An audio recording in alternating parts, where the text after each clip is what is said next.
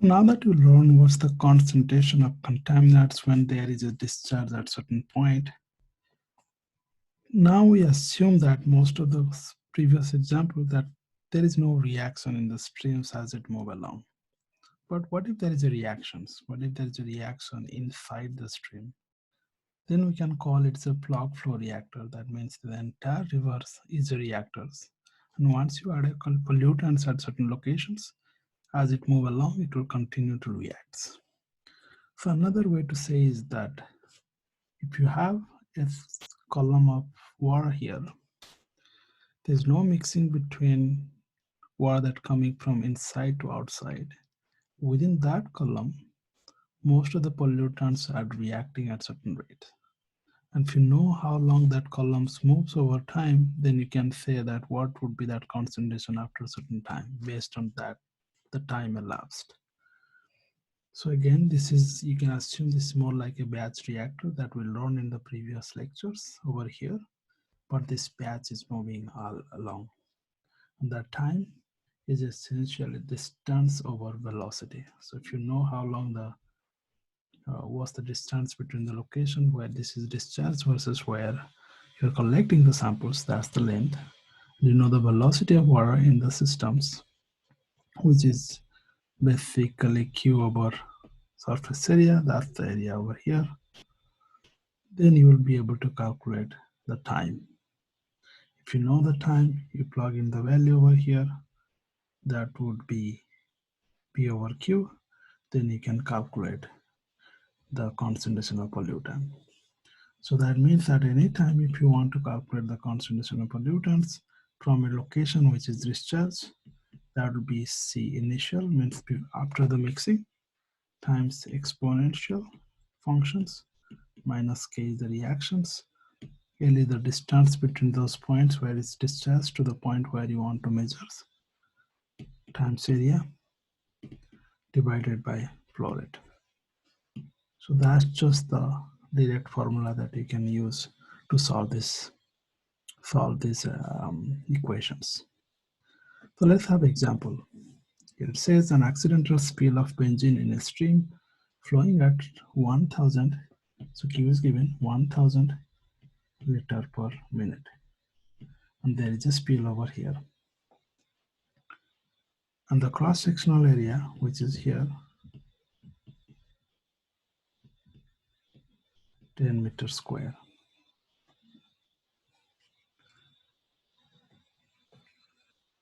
The concentration increased benzene concentration at locations to 500 milligram per liter. So that means you know this concentration over here, C is 500 milligram per liter of benzene. I write 0 because that's the location 0, that's the spot.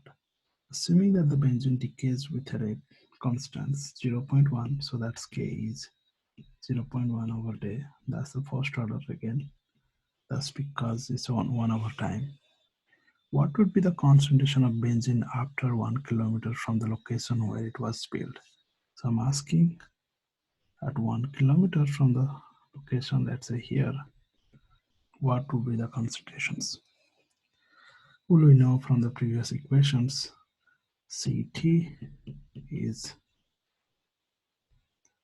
C0 or initial time, exponential functions minus K L time area over flow rate. So you know that initial concentration is 500 milligram per liter e to the power minus K, K is 0.1 over day, length 1 kilometers. That's something you have to change it to meter, 1000 meter. Area is 10 meter square, and then that become meter cube divided by flow rate. Flow rate is 1000 liter per minute.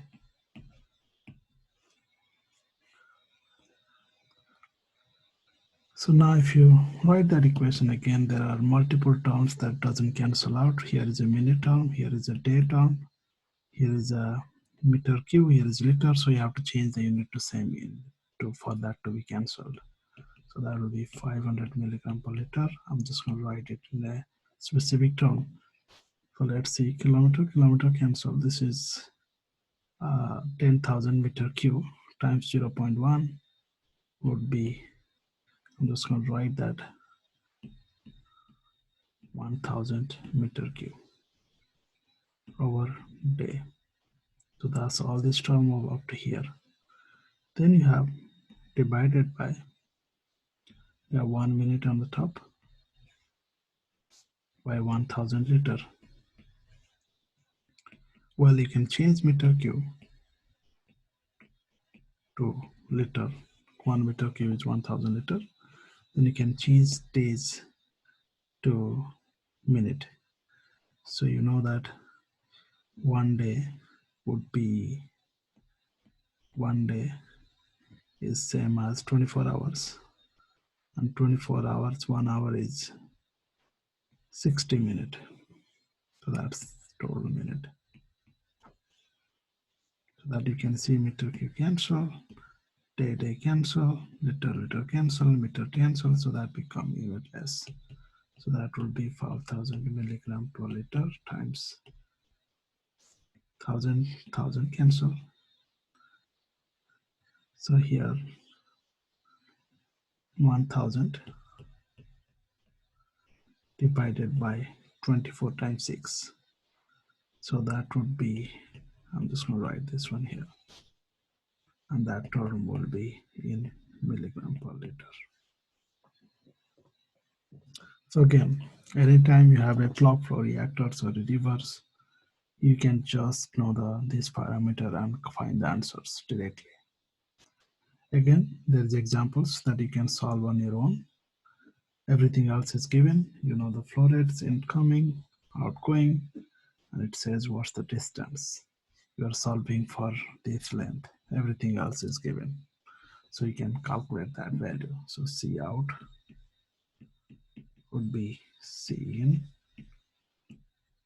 minus K LA over Q. This is given. You are just solving for length.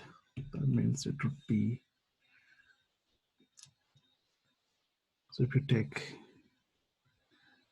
C in by C out would be plus KLA by Q. So that means if you take logarithm, so ln C in by C out would be log of E is 1, so that would be KLA over Q. So if you solve for L, that would be Q times K over A ln C in by C out. Everything else is given, you can solve for that. Yes, that concludes this lecture. So next class, which is part B on the live, we'll discuss about different types of infrastructures. Again, this is all about the background for CE153 that you should know. And hopefully these examples will help you solve some of the questions in homework 1, which already is today. See you in the class.